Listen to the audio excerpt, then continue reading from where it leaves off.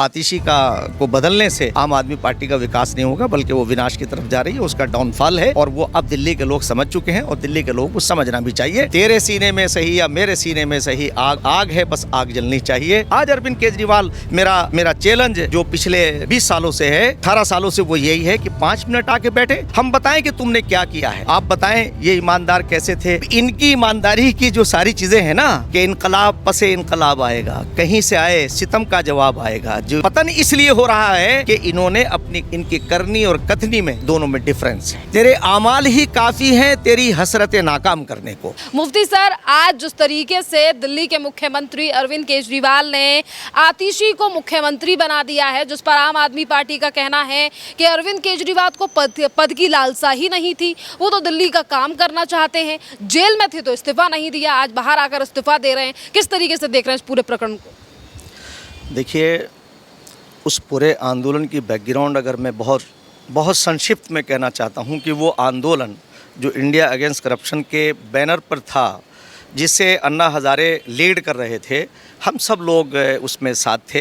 अरविंद केजरीवाल, प्रशांत जी, हमारे स्वर्गीय शांति भूषण जी और मेधा पाटेकर जी, जस्टिस जो लोकपाल रहे वहाँ के कर्नाटका के हेगड़े जी, और स्वामी अग्निवेश जी, स्वर्गीय स्वामी अग्निवेश जी, स्वामी रामदेव जी, और जो ये वो लोग थे, उसमें संजय भी थे, संजय सिंह भी थे। मैंने संजय से कई बार ये बात कही कि तुम किस अंदाज पे तुम बोलते हो और इनकी वकालत करते हो।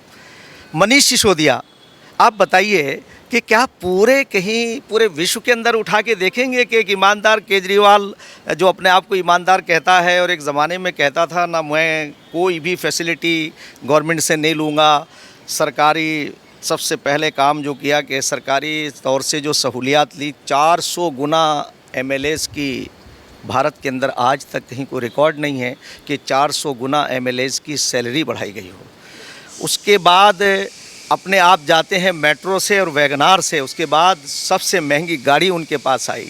उसके बाद उनके जो कहते थे आंतरिक लोकपाल होना चाहिए, कहाँ है वो आंतरिक लोकपाल जो इनके करप्शन पर नज़र रखता। सारे जितने लोग थे निरंकुश हो गए।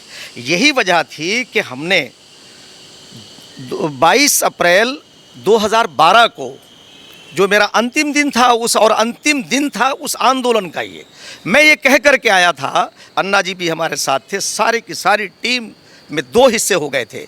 एक इनकी तरफ था, वो पार्टी बनाना चाहता था, हमने यही बात स्पष्ट कही थी। आज अरविंद केजरीवाल मेरा चैलेंज जो पिछले 20 सालों से है, 18 सालों से, वो यही है कि 5 मिनट आके बैठे, हम बताएं कि तुमने क्या किया है, आप बताएं ये ईमानदार कैसे थे कि रामलीला ग्राउंड का पैसा ये अन्ना के पास 2-2 करोड़ के चेक लेके पहुँचे, उन्होंने वापस कर दिया। कहाँ है वो पैसा? वो अन्ना कार्ड का पैसा कहाँ है? कहाँ है ये ईमानदारी इनकी? कहाँ है इनका वो कथन जिसे ये कहते थे कि हम व्यवस्था बदलने के लिए आए हैं? व्यवस्था तो नहीं बदली, ये ऐसे बदल गए कि इनके चेहरे से नकाब उतर गई। कितनी खूबसूरती के साथ इन्होंने किसी डिपार्टमेंट का कोई डिपार्टमेंट नहीं लिया और उसके पास सारा करप्शन जितने होते थे वो सब इनकी मर्जी के बगैर होते थे। सर, मेरा सवाल तो यही है ना कि आज आतिशी को मुख्यमंत्री बना दिया है, वहीं दूसरी तरफ कहीं ना कहीं पार्टी में जो है वो रार दिखाई दे रही है। जिस तरीके से अरविंद केजरीवाल ने पहले किया कि अपने फायदे के लिए मुख्यमंत्री बन गए, अब आतिशी को मुख्यमंत्री बना दिया है, तो खबरें लगातार अब ये आ रही हैं कि कैलाश गहलोत हो या फिर सौरभ भारद्वाज हो या मनीष सिसोदिया हो नाराज। मैं वही कहना चाह रहा था कि अब इनकी ईमानदारी की जो सारी चीज़ें हैं ना, कि इनकलाब पसे इनकलाब आएगा, कहीं से आए सितम का जवाब आएगा। जो इन्होंने पूरे देश के युवाओं को जिस तरह से गुमराह किया, उन्होंने अपनी नौकरियां छोड़ करके विदेशों से आ गए। आज अगर ये ट्रांसपेरेंस होते, ईमानदार होते, ये देश और प्रदेश की समृद्धि के लिए काम करते, और तो इनका पतन नहीं हो सकता था। पतन इसलिए हो रहा है कि इन्होंने इनकी करनी और कथनी में दोनों में डिफरेंस है। वही मैं कह रहा था कि इनकी सारी चीज़ों को आप उठा के देख लीजिए। अगर ये विकास के लिए काम करते, ट्रांसपेरेंसी के लिए, समृद्धि के लिए काम करते, तो मैं दावे के साथ कह सकता हूँ ना कोई राज्यपाल ही ने छेड़ता, ना कोई सरकार ही ने छेड़ती। ये सरकार जो माननीय प्रधानमंत्री श्री नरेंद्र मोदी जी जब 2014 में इन्होंने पार्टी बनाई, मैं उसमें कहना चाहता हूँ उस वक्त हम बड़े परेशान थे। उन्होंने एक नारा दिया, सबका साथ, सबका विकास, सबका विश्वास और सबका प्रयास। और जब वो व्यवस्था, वो परिवर्तन आदरणीय नरेंद्र मोदी जी के नेतृत्व में हुई, आज 80 करोड़ लोगों को खाद्य सामग्री मिल रही है, लोग ऊपर आ रहे हैं।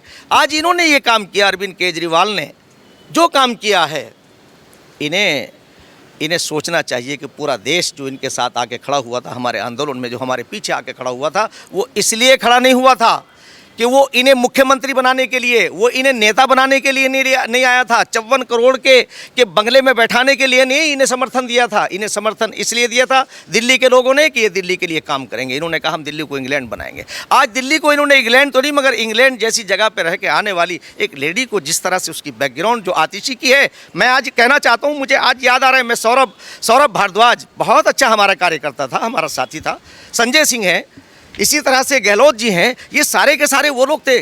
कहीं आतिशी तो नजर भी नहीं आती, तो पर्दे के पीछे रहती होगी। सर वो हिस्सा ही नहीं थी उस आंदोलन। आज उसे जो है नहीं, मैं आपसे कहना चाहता हूं कि हमने कहीं पूरे आंदोलन में आतिशी को नहीं देखा। सौरभ भारद्वाज अपनी गाड़ियां लेके निकलता था। मैं सौरभ भारद्वाज का इसलिए नाम ले रहा हूं, वो हमारा बहुत अच्छा कार्यकर्ता था। मैंने एक दिन एक बड़े चैनल पे मेरे सामने थे, उन्होंने मेरा विरोध नहीं किया, मेरे सामने नहीं बोले, और बल्कि उन्होंने ये कहा कि नहीं, हम सर के सामने, हम सर का कोई विरोध नहीं करेंगे। मैंने कहा सौरभ, तुम इन लोगों के साथ, आज मैं ये कहना चाहता हूं कि ये ईमानदारी के नाम पे बेहतरीन बेईमान निकले। आज इन्हें जो कुछ ये आज एक ऐसे प्रधानमंत्री को जो किसी के खिलाफ भी कोई काम नहीं करते हैं, हर एक के साथ उनका भलाई का मामला रहता है, आप उन्हें ये पूरी सरकार को कटघरे में खड़ा करना चाहते हैं। ये अपना कद बढ़ाने के लिए प्राइम मिनिस्टर को टारगेट कर रहे हैं कि साहब, अरे तुम्हारे आमाल ही काफ़ी हैं। यानी मैं एक शेर के माध्यम से कहना चाहता हूँ कि तुम्हारे आमाल ही काफ़ी हैं, तेरे आमाल ही काफ़ी हैं तेरी हसरतें नाकाम करने को। इनके तो आमाल, जो इनके कार्य हैं, वही इनके लिए काफ़ी हैं इन्हें पार्टी में टूट की पहुँचाने के लिए। पार्टी में जो टूट की शुरुआत हो चुकी है, क्योंकि दिल्ली में विधानसभा चुनाव आने वाले हैं। आम आदमी पार्टी का ये भी कहना है कि महिला मुख्यमंत्री बनाएंगे तो कहीं ना कहीं फ़ायदा होगा। तो फ़ायदा है या नुकसान है? देखिए वो एक मैं समझता हूँ कि आतिशी जो है वो एक कठपुतली की तरह से मुख्यमंत्री होगी, और अरविंद केजरीवाल बहुत चतुर हैं, और वो अपनी चतुरता से फिर दिल्ली के लोगों से मैं कहना चाहूँगा कि आपने देखा ये इनके जो ये 8-9 साल जो गुज़रे हैं, ये दिल्ली को अस्थिर करने के हैं। दिल्ली की वही समस्याएं हैं, बारिश होती है तो जाम लगता है, इसी तरह से सड़कें टूटी हुई हैं। इनके बंगले के ऊपर अगर 54 करोड़ लग सकते हैं, तो ये भारतीय जनता पार्टी का नाम लेकर के ये कहते हैं कि हम, इन्हें विकास नहीं करना, इन्हें सिर्फ ये दिखाना है कि हम पूरे देश के लोगों की आंखों में धूल कैसे झोंक सके। यहाँ दिल्ली का पैसा इन्होंने पंजाब में लगाया, गुजरात में लगाया। अगर ये दिल्ली में लगा देते तो मैं कह सकता हूँ कि दिल्ली लंदन हो जाता।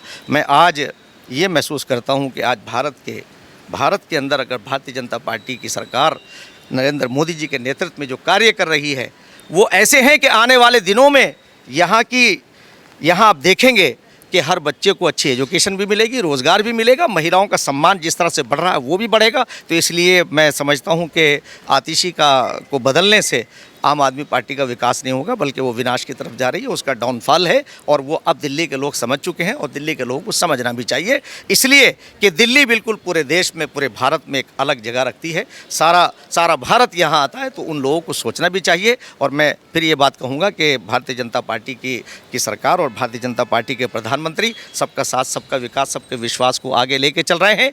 मैं जहाँ भी सरकार है, उत्तराखंड राज्य की सरकार के ऊपर भी कहना चाहता हूँ, वहाँ के मुख्यमंत्री श्री पुष्कर सिंह धामी जी, जो मोदी जी को सबसे ज़्यादा फॉलो करते हैं, उनके नेतृत्व के अंदर हमारा प्रदेश खुशहाली की तरफ बढ़ रहा है। हमारे जो गरीब बच्चे हैं वो ऊपर आ रहे हैं। तो इसलिए मैं कहना चाहता हूं कि आप देश के लोगों से कि अब हो चुकी है पीर पर्वत से पिघलनी चाहिए। तेरे सीने में सही या मेरे सीने में सही आग है, बस आग जलनी चाहिए। सिर्फ हंगामा खड़ा करना मेरा मकसद नहीं, मेरी कोशिश है कि ये सूरत बदलनी चाहिए। अब इस सूरत को बदलने के लिए दिल्ली के लोगों के सामने ये आ गया है कि इन्होंने जिस तरह से दिल्ली के लोगों को ब्लैकमेल किया, जिस तरह से इन्होंने उनके इमोशनल से खेले, और इन्होंने जिस अंदाज से यहाँ कार्य किए, जिस तरह से त्राही मची है, वहाँ कोई कार्य विकास का नहीं हुआ है। मैं उन स्कूलों में भी गया हूँ जिन स्कूलों की ये बात करते हैं हमने दिल्ली को बदल दिया, दिल्ली को कहीं नहीं बदला। दिल्ली के स्कूलों का वही हाल है। कोई एजुकेशन के अंदर उनकी जी के जा करके नाप लीजिए। मैं कहता हूँ इन लोगों से किधर लेके चलिए, कौन से स्कूल के अंदर आपने 4 चांद लगा दिए। हाँ, मैं ये कह सकता हूँ कि भारतीय जनता पार्टी के नेतृत्व में चलने वाले उत्तराखंड के मदरसे, आप वहाँ आइए, हम आपको दावत दे रहे हैं कि हमारे मदरसों में पढ़ने वाले बच्चे अरबी के साथ साथ एनसीईआरटी का कोर्स पढ़ के 96% बच्चे हमारे पास हुए हैं। वो विकास से जुड़ रहे हैं। हमारे माननीय मुख्यमंत्री श्री पुष्कर सिंह धामी जी, उनके नेतृत्व में हम उन बच्चों को, माइनॉरिटी के बच्चों को इंजीनियर, IAS और IPS बनाएंगे ताकि वो मुख्य धारा से जुड़ करके देश का नाम रोशन कर सकें।